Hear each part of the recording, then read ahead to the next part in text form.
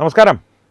ഡൽഹിയിൽ ജന്തർ മന്ദറിൽ നടക്കുന്ന പാറ്റ സമരത്തിൻ്റെ പശ്ചാത്തലത്തിൽ BJPയുടെ സംസ്ഥാന വൈസ് പ്രസിഡന്റും കോർ കമ്മിറ്റി BJP കേരള പ്രദേശിൻ്റെ കോർ കമ്മിറ്റി അംഗവുമായിട്ടുള്ള അഡ്വക്കേറ്റ് B. ഗോപാലകൃഷ്ണൻ അദ്ദേഹത്തിൻ്റേതായിട്ടുള്ള അഭിപ്രായങ്ങൾ പ്രസ്താവനകളായി നടത്തിയിരുന്നു. അത് വലിയ വാർത്താ പ്രാധാന്യം നേടിയിരുന്നു. അത് ആ പ്രസ്താവനകളിൽ തന്നെ കേരളത്തിൽ നിന്നുള്ള ചില പ്രശസ്തർ, സ്റ്റേജ് ഷോകളിലുമൊക്കെ പങ്കെടുത്ത അവതാരകമാരുമായിട്ടൊക്കെ പ്രശസ്തരായിട്ടുള്ള ചിലർ ഈ സമരത്തെ അനുകൂലിച്ചതും ഡൽഹിയിൽ തന്നെ നേരിട്ടെത്തി പിന്തുണ പ്രഖ്യാപിച്ചതുമൊക്കെ സംബന്ധിച്ചുള്ള കാര്യങ്ങളെക്കുറിച്ച് അദ്ദേഹം അഭിപ്രായ പ്രകടനങ്ങൾ നടത്തിയിരുന്നു. അപ്പോൾ ഈ കഴിഞ്ഞ ദിവസം ആ അവതാരക അദ്ദേഹത്തിനൊരു മറുപടി നൽകി. അദ്ദേഹത്തെ അറിയില്ല എന്നുള്ള രീതിയിൽ ഒരു പരിഹാസ രൂപേണയുള്ള മറുപടി നൽകി. അപ്പോൾ അത് സംബന്ധിച്ചും ഈ പാറ്റാ സമരത്തെ സംബന്ധിച്ചും അഡ്വക്കേറ്റ് B. ഗോപാലകൃഷ്ണനോട് തന്നെ നേരിട്ട് പ്രതികരണം ആരായുകയാണ് തത്വമയി ന്യൂസ്. അദ്ദേഹത്തോട് നേരിട്ട് പ്രതികരണം ആരായുന്നത് കൊണ്ട് തന്നെ പറയുന്നു, ഇക്കാര്യത്തിൽ ഞങ്ങളുടെ അഭിപ്രായം ശരിയാണ്, വ്യക്തിപരമായിട്ട് അദ്ദേഹത്തിൻ്റെ അഭിപ്രായങ്ങളോട് ഞങ്ങൾക്ക് യോജിപ്പാണ്. എന്നാൽ ഞങ്ങളുടെ വ്യക്തിപരമായിട്ടുള്ള അഭിപ്രായങ്ങൾ ഈ ബൈറ്റിലില്ല. അദ്ദേഹത്തിൻ്റെ നേരിട്ടുള്ള പ്രതികരണമാണ്, സത്യസന്ധമായിട്ടുള്ള പ്രതികരണങ്ങളാണ്. കാരണം വളരെയധികം അദ്ദേഹത്തെ സംബന്ധിച്ച് ഒരു പശ്ചാത്തലം പറയുകയാണെങ്കിൽ എപ്പോഴും ഉള്ളിലൊന്നും ഒളിക്കാതെ ഉള്ളിലുള്ളത് തുറന്നു പറയുന്നൊരു വ്യക്തിത്വമാണ് അദ്ദേഹം. അതുകൊണ്ട് തന്നെ അദ്ദേഹത്തിന് ശത്രുക്കളേറെയുണ്ട്. അതിലുമുപരി അദ്ദേഹത്തിന് ആരാധകരും അദ്ദേഹത്തെ ഇഷ്ടപ്പെടുന്നവരും വളരെയധികമുണ്ട്. കൂടുതൽ പ്രേക്ഷകരുടെ സമയം ഞാൻ എൻ്റെ വാചാടോപത്തിൽ കളയുന്നില്ല. അദ്ദേഹത്തിലേക്ക് തന്നെ പോകാം, അദ്ദേഹവുമായിട്ടുള്ള ഫോൺ സംഭാഷണത്തിലേക്ക്. അപ്പോൾ സാർ, ആദ്യം ഈ പാറ്റാ സമരത്തിൻ്റെ താങ്കളുടെ ഒരു അഭിപ്രായം. നേരത്തെ പലതായിട്ട് പ്രസ്താവനകൾ താങ്കൾ ഇറക്കിയിട്ടുള്ളതാണ്. ഇപ്പോൾ നടക്കുന്ന ഈ സമരത്തെക്കുറിച്ചും അതിക്രമങ്ങളെക്കുറിച്ചും അതിലേക്ക് കോൺഗ്രസിൻ്റെ ഒരു എടുത്തുചാട്ടവും ഇതിനെ സംബന്ധിച്ച് താങ്കളുടെ ഒരു അഭിപ്രായം ഒന്ന് ഞങ്ങളുമായി ഒന്ന് പങ്കുവയ്ക്കാമോ? ഈ രാജ്യവിരുദ്ധ ശക്തികൾ നേരിട്ട് യുദ്ധത്തിന് ഇറങ്ങുമ്പോൾ, ഇപ്പൊ പാകിസ്ഥാനായാലും ചൈനയായാലും ഭാരതത്തിനെതിരെ നേരിട്ടുള്ള അവരുടെ യുദ്ധത്തിൽ പലപ്പോഴും പരാജയപ്പെടുന്നു. അങ്ങനെ വരുന്ന സമയത്ത് നേരിട്ട് യുദ്ധം ചെയ്യുന്നതിന് പകരം വേഷം മാറി യുദ്ധം ചെയ്യാൻ വരുന്നത് എല്ലാ കാലഘട്ടത്തിലും എല്ലാ യുഗങ്ങളിലും സംഭവിച്ചിട്ടുള്ളതാണ്. ഇവിടെ പാർട്ടിയുടെ വേഷത്തിൽ വന്നിട്ടുള്ളത് രാജ്യവിരുദ്ധ ശക്തികളാണ്. അവർ ഇന്ത്യൻ വിദ്യാർത്ഥികൾക്ക് വേണ്ടി സംസാരിക്കുന്നു എന്ന് പറയുന്നത് തന്നെ തെറ്റാണ്. കാരണം ഇന്ത്യൻ വിദ്യാർത്ഥികൾക്ക് വേണ്ടി സംസാരിക്കേണ്ടവർ എന്താണ് സംസാരിക്കേണ്ടത്? വിദ്യാഭ്യാസ രംഗത്ത് നടക്കുന്ന എന്തെങ്കിലും മോശം പ്രവണതയുണ്ടെങ്കിൽ അതിനെയാണ് അവർ അഭിസംബോധന ചെയ്യേണ്ടത്. ശരിയാണ്, നീറ്റ് എക്സാമില് ചില പാകപ്പിഴവുകൾ ഉണ്ടായി. നീറ്റ് എക്സാം ലീക്കായി. അതുമായി ബന്ധപ്പെട്ട് കുട്ടികൾക്ക് വളരെയേറെ മനോവേദനയുണ്ടായി. ചില കുട്ടികൾ ആത്മഹത്യ ചെയ്തു എന്ന് പറയുന്നു. സ്വാഭാവികമായിട്ടും നീറ്റ് അടക്കമുള്ള എക്സാമിനേഷൻസ് ഇന്ത്യയിൽ പലവട്ടം ലീക്കായിട്ടുണ്ട്. അത് ഇന്നലെ ലീക്കായതല്ല. 2004 തൊട്ട് 2014 വരെയുള്ള കാലഘട്ടത്തിൽ, അതായത് കോൺഗ്രസ് ഭരിച്ചിരുന്ന കാലഘട്ടത്തിൽ ഇന്ത്യയിൽ 182 പരീക്ഷകൾ ലീക്കായതിന്റെ ഡീറ്റെയിൽസ് എൻ്റെ കയ്യിലുണ്ട്. ഇന്ന് പൊതുമാധ്യമങ്ങൾ പലവരും അത് വെളിയിൽ കൊണ്ടുവന്നിട്ടുണ്ട്. ഈ സമയത്ത് ഏതെങ്കിലും മന്ത്രിമാർ രാജിവെച്ചിരുന്നു? ഏതെങ്കിലും പരീക്ഷയുടെ ഈ പരീക്ഷാ പേപ്പർ ലീക്കായതിനെതിരായിട്ട് CBI അന്വേഷണം കേന്ദ്ര ഗവൺമെന്റ് കൊണ്ടുവന്നു? ഇവിടെ ശരിയാണ്, ഞാൻ ഒരു കാര്യം സമ്മതിക്കുന്നു. വിദ്യാർത്ഥികളുടെ അധ്വാനത്തിന് അല്ലെങ്കിൽ വിദ്യാർത്ഥികളുടെ മനോവേദനയ്ക്ക് തീർച്ചയായിട്ടും കേന്ദ്ര സർക്കാർ മറുപടി പറയണം. അത് മറുപടി പറഞ്ഞല്ലോ. ബഹുമാനപ്പെട്ട വിദ്യാഭ്യാസ മന്ത്രി പരസ്യമായിട്ട് മാപ്പ് പറഞ്ഞു. അത് മാത്രമാണോ പറഞ്ഞത്? അല്ല. മെയ് 4 നടന്ന എക്സാമിനേഷൻ അത് ഇറഗുലറായി അല്ലെങ്കിൽ ലീക്കായി എന്ന് വെളിയിൽ കൊണ്ടുവരുന്നത് ഔട്ട്സൈഡ് ഏജൻസി അല്ല. അത് ഏത് ഏജൻസിയാണോ പരീക്ഷ നടത്തിയത് അതേ ഏജൻസി തന്നെയാണ്, NTA തന്നെയാണത് പറയുന്നത്. കേവലം 9 ദിവസത്തിനുള്ളിൽ അത് ക്യാൻസൽ ചെയ്ത് CBI അന്വേഷണം പ്രഖ്യാപിച്ചു. 13 പേരെ അറസ്റ്റ് ചെയ്തു. അതുമായി ബന്ധപ്പെട്ട സകല മേഖലകളിലും കൃത്യമായിട്ടുള്ള അന്വേഷണമുണ്ടായി. അതിന്റെ ചുമതലപ്പെട്ട IAS ഉദ്യോഗസ്ഥനെ ആ മേഖലയിൽ നിന്ന് മാറ്റി. അതുമായി ബന്ധപ്പെട്ട 192 ഉദ്യോഗസ്ഥന്മാർക്ക് ശക്തമായിട്ടുള്ള സ്ക്രൂട്ടനിക്ക് വിധേയമായി. പുതിയ നിയമം കൊണ്ടുവന്നു 2024. ആ നിയമത്തിന്റെ അടിസ്ഥാനത്തിൽ വേണ്ട കാര്യങ്ങൾ ചെയ്യുന്നു എന്ന് മാത്രമല്ല, പുതിയ പരീക്ഷ അനൗൺസ് ചെയ്തു. ജൂൺ 21 പുതിയ അനൗൺസ്മെന്റ് നടന്നു, പരീക്ഷ നടന്നു. ആ പരീക്ഷയുമായി ബന്ധപ്പെട്ട് ലക്ഷക്കണക്കിന് വിദ്യാർത്ഥികൾ കൗൺസിലിംഗിൽ ഇപ്പോൾ ഉൾപ്പെട്ടിരിക്കുകയാണ്. അവർക്ക് അഡ്മിഷൻ കിട്ടിയിരിക്കുകയാണ്. അപ്പൊ നീറ്റുമായി ബന്ധപ്പെട്ട വിഷയം, വിദ്യാർത്ഥികളുടെ വിഷയം, അത് ഓൾമോസ്റ്റ് ഓവറായി. തീർച്ചയായിട്ടും ആ വിഷയം ഓവറായി. തന്നെ ബഹുമാനപ്പെട്ട വിദ്യാഭ്യാസ മന്ത്രി, ഞാൻ ഒരൊറ്റ മിനിറ്റ് തീർക്കട്ടെ. ബഹുമാനപ്പെട്ട വിദ്യാഭ്യാസ മന്ത്രി പരസ്യമായി മാപ്പ് പറഞ്ഞു. അതെ. പക്ഷേ ഇവര് ആവശ്യപ്പെടുന്ന അതല്ലല്ലോ, പ്രധാനമന്ത്രി രാജിവെക്കണമെന്നല്ലേ? പ്രധാനമന്ത്രി രാജിവെക്കണമെന്നും അല്ലല്ലോ. ഇവർ ആദ്യം ആവശ്യപ്പെട്ടത് ഇതൊന്നുമല്ല. ഇവർ ആദ്യം ആവശ്യപ്പെട്ടത് എന്താ? ഒരു പാർട്ടിയിൽ നിന്ന് വേറൊരു പാർട്ടിയിലേക്ക് കൂറുമാറാൻ പാടില്ല. ആ കൂറുമാറുന്നതിനെ എല്ലാവരെയും അയോഗ്യരാക്കണമെന്നല്ല, പുറത്താക്കണം. അങ്ങനെ എന്താ പറയാ, ഇന്ത്യൻ പാർലമെന്റുമായി ബന്ധപ്പെട്ട് ഒരിക്കലും നടക്കാൻ പാടില്ലാത്ത പല കാര്യങ്ങളുമാണ് അവർ ആവശ്യപ്പെട്ടത്. അവർ ഓരോ ദിവസവും ആവശ്യപ്പെടുന്നത് ഓരോന്നാണ്. അവസാനമാണ് ഈ സോനം വാങ്ചുക്ക് ഈ വിഷയം ഏറ്റെടുത്തിട്ട് വരുന്നത്. ആരെ ഈ സോനം വാങ്ചുക്ക്? സോനം വാങ്ചുക്ക് എന്ന് പറയുന്ന വ്യക്തി FIR ബന്ധപ്പെട്ട് പഴയടച്ച ആളാണ്. അപ്പൊ ഇതിന്റെ പിന്നിൽ, പാർട്ടിയുടെ പിന്നിൽ FCRയുമായി ബന്ധപ്പെട്ട് കോടിക്കണക്കിന് വിദേശ പണം ഇന്ത്യയിലേക്ക് ഒഴുകിയെത്തി ഇന്ത്യ വിരുദ്ധ പ്രവർത്തനം നടക്കുന്ന NGOകളാണ് ഇതിന്റെ പിന്നിൽ. തീർച്ചയായിട്ടും. ഇനി നിങ്ങൾ ചോദിച്ചു.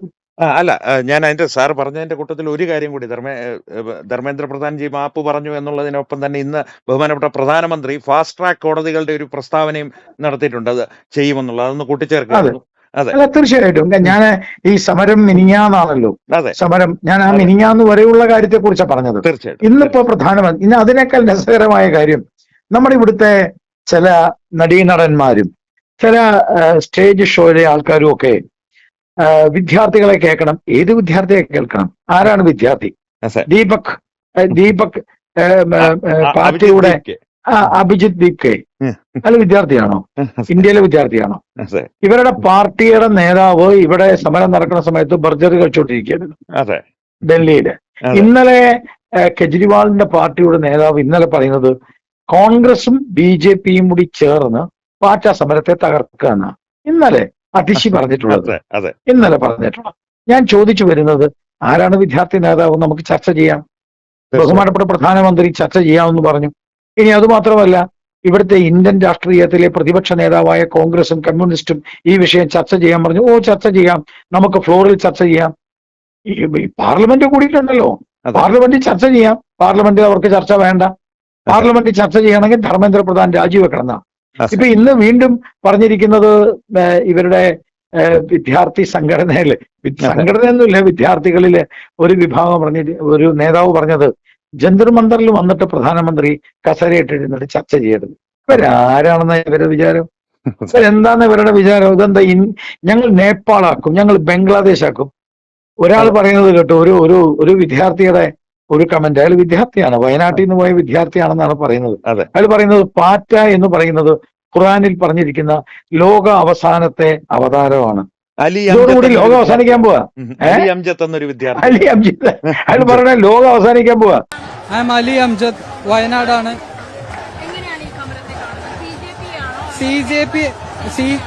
പേപ്പർ ലീക്കിനല്ല, CJPയെ ഞാൻ പേഴ്സണലി കാണുന്നത് ഒരു ലോകാവസാനത്തിന്റെ അടയാളം ഇസ്ലാമിൽ 6-ാമത്തെയോ 7-ാമത്തെയോ ദാബത്തുൽ അർള് എന്ന് പറഞ്ഞിട്ടുള്ള ഒരു കോൺസെപ്റ്റിനെ പറ്റി ഡിസ്കസ് ചെയ്യുന്നത്. Bees from earth, like cockroaches, like insects, and that's deeply connected to Islam, even Solomon Sulaiman. And as far as I'm concerned, as a deep religious Muslim, I see it as a sign of end times. That's what I feel like. ഇല്ല, ഞാൻ ഓൺലൈനിലൂടെ ആയിരുന്നു അറിയുന്നത്. അതായത് ഇതിനെ പിന്തുണയ്ക്കാതെ ഇരിക്കുന്നവന്മാർ മണ്ടന്മാരാന്നാണ് എനിക്ക് തോന്നുന്നത്. Four justice, for like even ഇത്ര അട്ടിക്കുള്ള പ്രൂഫാണ് അഗെയിൻസ്റ്റ് നരേന്ദ്രമോദി ഇലക്ട്രൽ ബോർഡിനൊക്കെ ആയിട്ട് വന്നത്. എന്നിട്ട് still they are ruling us. That's not justice. This government should fall down or it will fall down unless they serve justice to the people. Like നമ്മൾ tax കൊടുത്തിട്ട് നമ്മളെ കടിക്കുന്ന ഒരു പട്ടീനെ വാങ്ങേണ്ട ആവശ്യം നമുക്കില്ലല്ലോ. അതായത് they should, you have to rule, then rule better way. ഇതിവിടെ മനുഷ്യന്മാര് വളരെ ബാഡ് ക്വാളിറ്റി ഓഫ് ഗവേണൻസ് ആണ്. ആൻഡ് ഒബ്വിയസ്ലി സ്ട്രെസ്ഡ് ഔട്ട് ആണ്, എഡ്യൂക്കേഷണൽ സിസ്റ്റം സ്ട്രെസ്ഡ് ഔട്ട് ആണ്. As we all know that ഒരുപാട് കാലങ്ങളായിട്ട് സെയിം മാറാത്ത കാര്യങ്ങളൊന്നും ഒബ്വിയസ്ലി എഡ്യൂക്കേഷണൽ സിസ്റ്റം ആണ്. So we will try something new or what.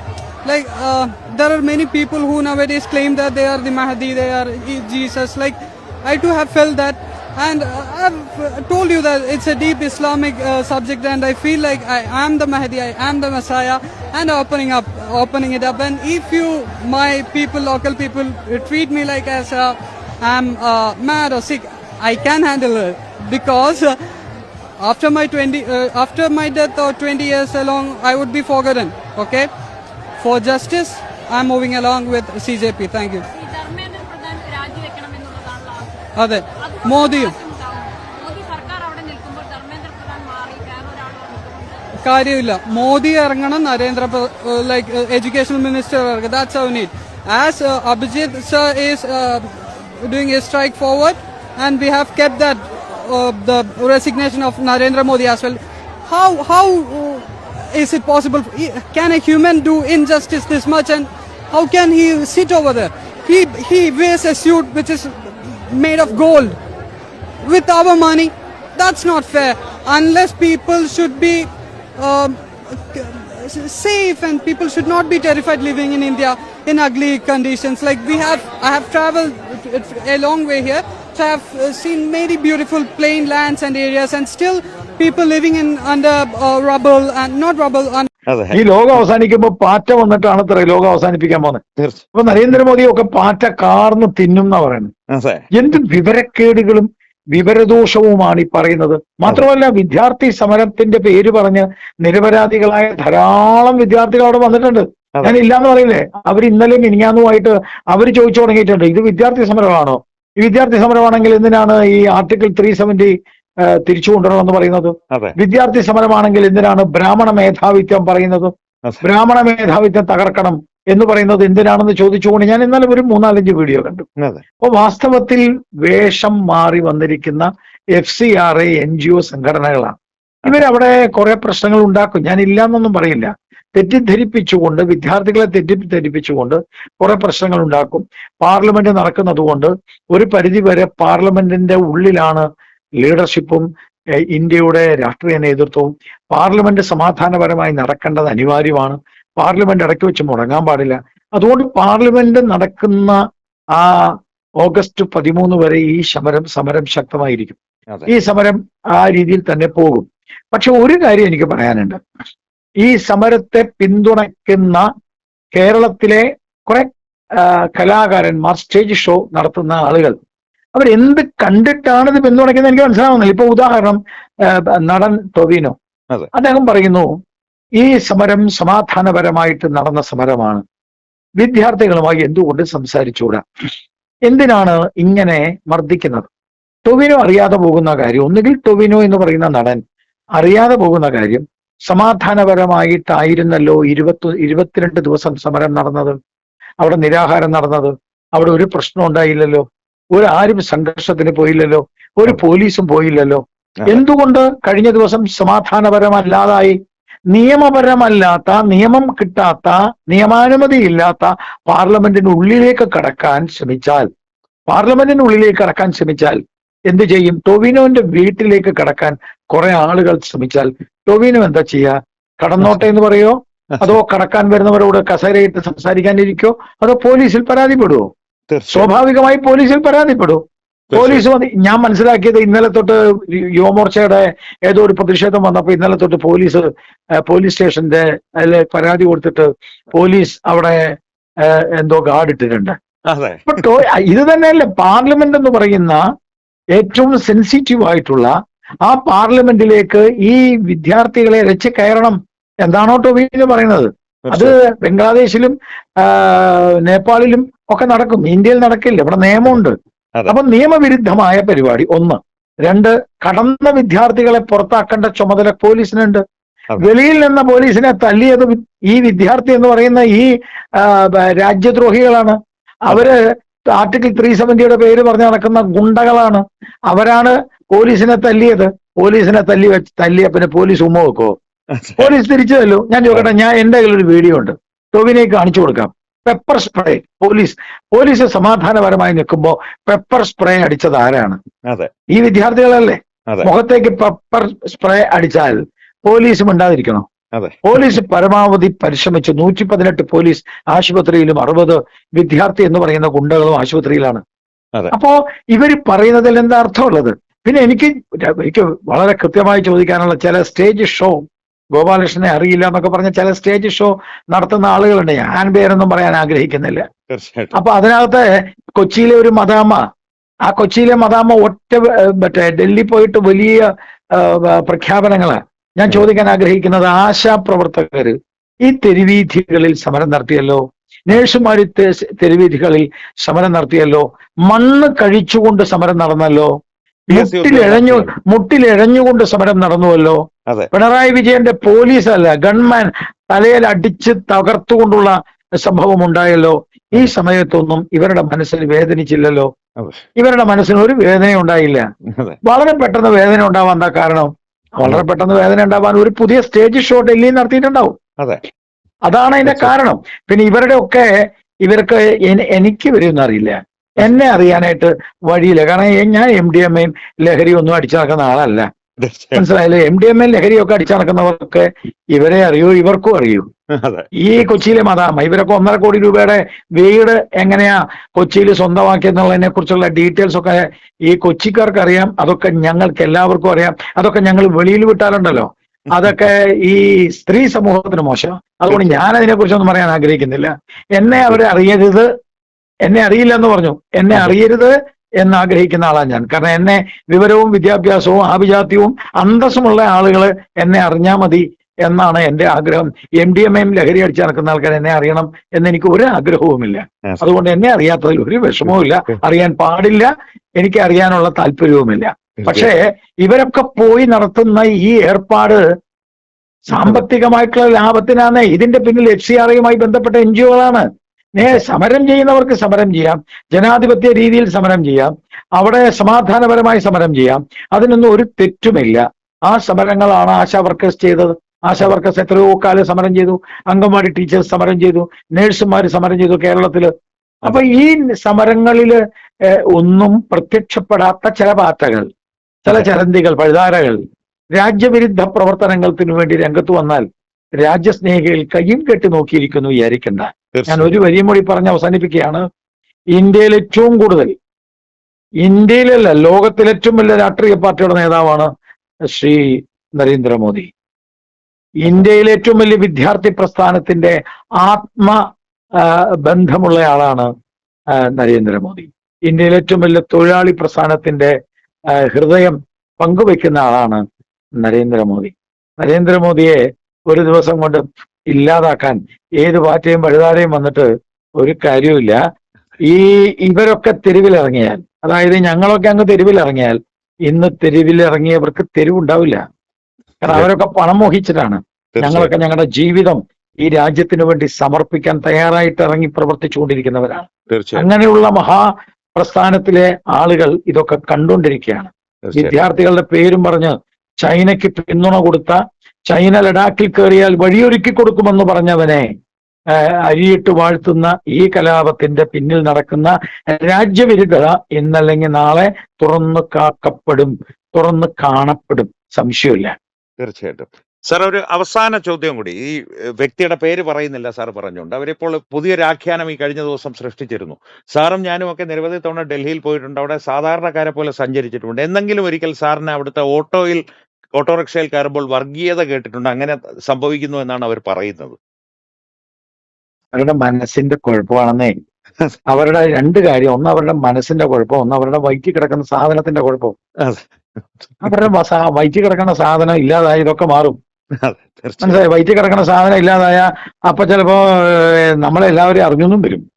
തീർച്ചയായിട്ടും. അതുകൊണ്ട് അവര് പറയുന്നതിനൊക്കെ മറുപടി പറയാൻ പോയ ബുദ്ധിമുട്ടാണ്. തീർച്ചയായിട്ടും. എന്തായാലും വളരെ നന്ദി സാർ. കോടതിയിലാണെന്നറിയാം, അധികം സമയം എടുക്കുന്നില്ല. വളരെ നന്ദി ഇത്രയും വിശദമായി തന്നെ അതിന് പ്രതികരിച്ചതിന്. അപ്പോൾ വീണ്ടും നമുക്ക് ഈ വിഷയത്തിൽ തന്നെ നേരിട്ട് ചർച്ചകളാകണം താങ്കളുടെ സമയം അനുസരിച്ച്. തീർച്ചയായിട്ടും. വളരെ നന്ദി സാർ. Thank you. BJPയുടെ സംസ്ഥാന വൈസ് പ്രസിഡന്റും BJP കേരള പ്രദേശിന്റെ കോർ കമ്മിറ്റി അംഗവുമായിട്ടുള്ള അഡ്വക്കേറ്റ് B. ഗോപാലകൃഷ്ണനായിരുന്നു പാറ്റ സമരത്തെ സംബന്ധിച്ചും അതിൽ പിന്തുണയുമായി രംഗത്തിറങ്ങിയിരിക്കുന്ന പ്രശസ്തരെക്കുറിച്ചും അവതാരകമാരെക്കുറിച്ചുമുള്ള അദ്ദേഹത്തിൻ്റെ അഭിപ്രായങ്ങൾ, ചില മറുപടികൾ എന്ന വണ്ണം. കാരണം അവരുടെ പേര് അദ്ദേഹം പറയുവാൻ ഇഷ്ടപ്പെടുന്നില്ല. കാരണം അതിൻ്റെ കാരണം അദ്ദേഹത്തിന് തന്നെ പറയുന്നുണ്ട്. അപ്പോൾ പ്രേക്ഷകരുടെ അഭിപ്രായങ്ങൾ, അദ്ദേഹത്തിൻ്റെ അഭിപ്രായങ്ങളോട് നിങ്ങൾ യോജിക്കുന്നുണ്ടോ? എന്താണ് നിങ്ങളുടെ അഭിപ്രായം ഈ വിഷയത്തെക്കുറിച്ച്? അദ്ദേഹത്തിൻ്റെ അഭിപ്രായങ്ങൾ വളരെ വ്യക്തമായി തന്നെ അദ്ദേഹം മുന്നോട്ട് വെച്ചിട്ടുണ്ട്. ഇനിയും കൂടുതൽ ചർച്ചകൾ അദ്ദേഹവുമായിട്ട് വരും ദിവസങ്ങളിൽ തത്വമയി ന്യൂസ് ആസൂത്രണം ചെയ്യുന്നതുകൊണ്ട് അദ്ദേഹത്തിൻ്റെ സമയത്തിനനുസൃതമായി ഈ വിഷയത്തെ സംബന്ധിച്ച്, ഇപ്പോൾ അദ്ദേഹം പറഞ്ഞ അഭിപ്രായങ്ങളെ സംബന്ധിച്ച് നിങ്ങളുടെ അഭിപ്രായങ്ങൾ തീർച്ചയായും കമൻറ്റുകളിലൂടെ ഞങ്ങളുമായി പങ്കുവയ്ക്കുക. ഒപ്പം വീഡിയോ ലൈക്ക് ചെയ്യുക, പരമാവധി നിങ്ങളുടെ പ്രിയപ്പെട്ടവരുമായി ഷെയർ ചെയ്യുക. ഏറ്റവും പ്രധാനപ്പെട്ട കാര്യം, തത്വമയി ന്യൂസിൻ്റെ യൂട്യൂബ് ചാനൽ നിങ്ങൾ ഇതുവരെ സബ്സ്ക്രൈബ് ചെയ്തിട്ടില്ലെങ്കിൽ സബ്സ്ക്രൈബ് ചെയ്തിട്ടുണ്ടെന്ന് ഉറപ്പുവരുത്തുക.